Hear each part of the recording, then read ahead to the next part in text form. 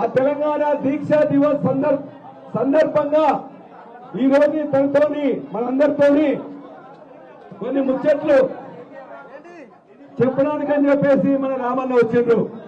కాబట్టి దయచేసి మనందరం కూడా అత్యంత ఉత్సాహవంతులు అందరూ ఉన్నారు. దయచేసి అన్న మాటలు వినడానికి మనం ఉండాలి. నేను 3 నిమిషాలు చెప్పినాను ప్రయత్నిస్తా. ఒకటి, బాబు ప్రెస్ వాళ్ళే ఏం కాదు కూర్చోండి, ప్రెస్ వాళ్ళే వాళ్ళు ఏం కాదు కూర్చోండి.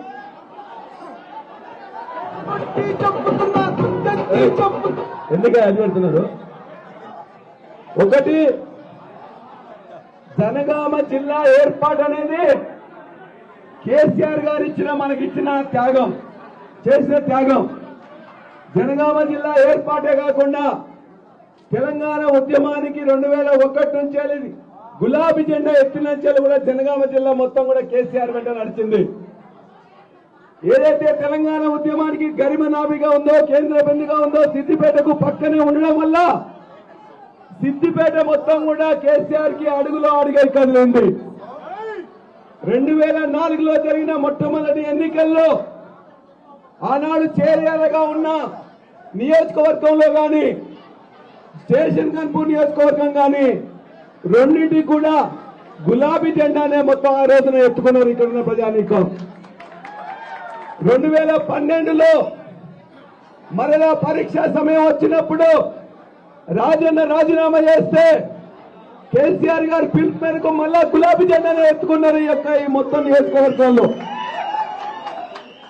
2023లో రాష్ట్రంలో మాయ మాటలు చెప్పి మోసం మాటలు చెప్పిన కాంగ్రెస్ వాళ్ళకి మిగతా జిల్లాలో భాగం చేయొచ్చు, కానీ జనగామ గాని స్టేషన్ కన్పూర్ మళ్ళా గులాబీ జెండానే ఎత్తుకున్నది.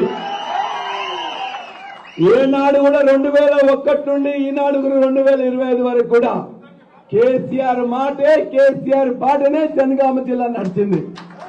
కాబట్టి జనగామను జిల్లా ఏర్పరిచిండ్రు, జనగామకు మెడికల్ కాలేజ్ ఇచ్చిండ్రు, జనగామకు 100% దేవాలయ నీళ్లు ఇచ్చిండ్రు.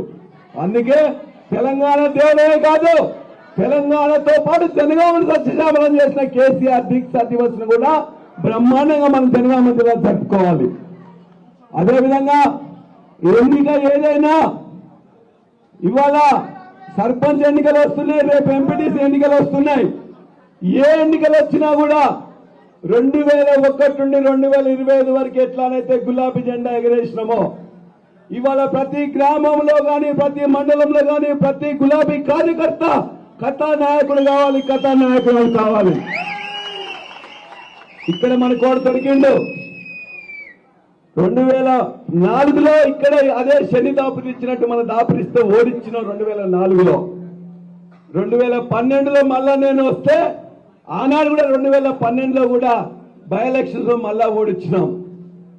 ఆనాడు చెంపలేసుకొని కేసీఆర్ వంచన చేరి నమ్మబలిస్తే 2023లో టికెట్ ఇస్తే మళ్ళా గులాబీ జెండా ఎత్తుకోండి చెప్పేసి ఓట్లు వేసినాం. ఇవాళ వాళ్ళు ఏం మాట్లాడుతున్నారు? నాకు భయం లేదని రాజీనామా చేస్తాను ఒకరోజు అంటాడు. ఏ పార్టీలో ఉన్నామంటే ఏ పార్టీలో ఉండాలో ఆ పార్టీలో ఉండాలంటాడు. ఇలా ఊసిరి వెళ్ళకి మారు పేరుగా మారిన కడియం శ్రీ ఎన్నికొస్తే ప్రతి ఊర్లో కూడా గుర్తుగా ఓడించాలి. దానికంటే ముందు గ్రామంలో సర్పంచ్ గెలవాలి, వార్డు గెలవాలి, ఎంపీటీసీ గెలవాలి, జెడ్పీటీసీ గెలవాలి. ఇక్కడనే బొంద పెడితే అక్కడ లేవడు, కాబట్టి బొంద పెట్టాలి. రెండో అంశం, నిన్న కాంగ్రెస్ వాళ్ళు చీరలు వంచుతున్నారు. కొద్దిమందికి ఏదో చీరలు తీసుకొచ్చి కేసీఆర్ సార్ ఏం చేస్తాడు? ప్రతి పండుగకు, ప్రతి మహిళకు, బతుకమ్మ పండుగ అయినా, రంజాన్ పండుగ అయినా, క్రిస్మస్ పండుగ అయినా ఆడబిడ్డలకు చీర పట్టేవాళ్ళు. మనం పండుగకు చీర పంపితే ఎలక్షన్ల కోసం అరకొర చీరలు కొద్దిమందికి ఇచ్చిండ్రు. మా మిగతా అక్కజనులు అడుగుతాండ్రు, మరి ఊర్లో కేసీఆర్ 10 సంవత్సరాల నుంచి వెళ్ళి ప్రతి పండుగకు చీరిస్తే 3 ఏళ్ల నుంచి వెళ్ళి ఒక్క చీర వేయకుండా ఎలక్షన్ టైంలో ఓ చీర ఇచ్చినావు, మిగతా మహిళల సంగతి మేము మహిళలు కాదని అడుగుతున్నారు. అదేవిధంగా వడ్డీలు రుణమని తీసుకొచ్చిండు. మనము బ్రహ్మాండంగా చేసినాం. 10 ఏళ్ల తెలంగాణ పాలనలో ప్రతి మహిళా సంఘాన్ని కూడా పొదుపు సంఘాన్ని కూడా అద్భుతంగా తయారు చేసి 5 లక్షలు మనం ఇస్తే దాన్ని 10 లక్షలు చేస్తా 20 లక్షలు చేస్తా అని మోసం మాటలు చేసి ఇవాళ కూడా 5 లక్షలే ఇస్తున్నాడు. కాబట్టి మోసపు మాటలు నమ్మొద్దు. మన జనగామ బిడ్డలందరూ కూడా చాకల ఐలమ్మ పుట్టిన జనగామ స్ఫూర్తిగా, రాణి రుద్రమదేవి యొక్క స్ఫూర్తిగా ఈ యొక్క నీ చీరలు మోసపు మాటలు వడ్డీ లేని రుణాలు కాదు, తెలంగాణ తెచ్చిన నీళ్లు ఇచ్చిన కేసీఆర్ వెంట ఉంటామని చెప్పి మనం చెప్పాలి. మూడో మాట, ఇవాళ చాలా మంది బీసీ రిజర్వేషన్ కోసం అన్న అన్ని వివరాలు మాట్లాడతాడు. అన్న మా జనగామ జిల్లాలో నల్మెడ మండలం ఉన్నది, 17 గ్రామ పంచాయతీలు ఉంటాయి. ఇంతకుముందన కనీసం సగానికి సగం బీసీలకు వచ్చినాయి. 2 సార్లు ఎన్నికలు జరిపిన క్రమంలో కూడా ఉన్నాయి. ఇవాళ ఒక్కటి ఇచ్చిండు. 17 మండలంలో 17 ఉంటే బీసీలకు ఇచ్చింది ఒకటి. 42 ఇస్తానని 24 ఉంటే దాన్ని 1% దాకా ఇచ్చిన రేవంత్ రెడ్డికి బుద్ధి చెప్పాలన్నా వద్దా మీరు దయచేసి ఆలోచించండి. బీసీ మిత్రులందరికీ ఒకటే విజ్ఞప్తి, ఇది తొట్టి కొమ్మనే పుట్టిన స్థలం జనగామ, సర్దార్ పాపారాయుడు పుట్టిన స్థలం జనగామ. మరి వారి స్ఫూర్తితో బీసీ బిడ్డలందరూ కూడా రేపు పొద్దున రేవంత్ రెడ్డి పార్టీకి బుద్ధి చెప్పాలన్నా వద్దా దయచేసి ఆలోచించండి.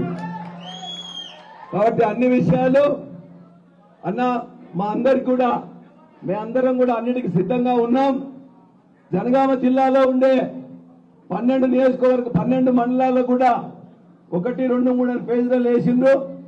మా యొక్క ఏదైతే అందరం సిద్ధంగా ఉన్నా కూడా దీక్షా దివస్ గురించి కానీ మిగతా అంశాలు కూడా ఈ నాయకుల కార్యకర్తల సమావేశాల్లో మీరు మాట్లాడే ముందు మా అన్నని 1-2 నిమిషాలు ఇద్దరిద్దరు మా యొక్క ఇంతకుముందు మాజీ ఉప ముఖ్యమంత్రి గన్పూర్ మాజీ శాసనసభ్యులు డాక్టర్ రాజన్న గారిని ముందు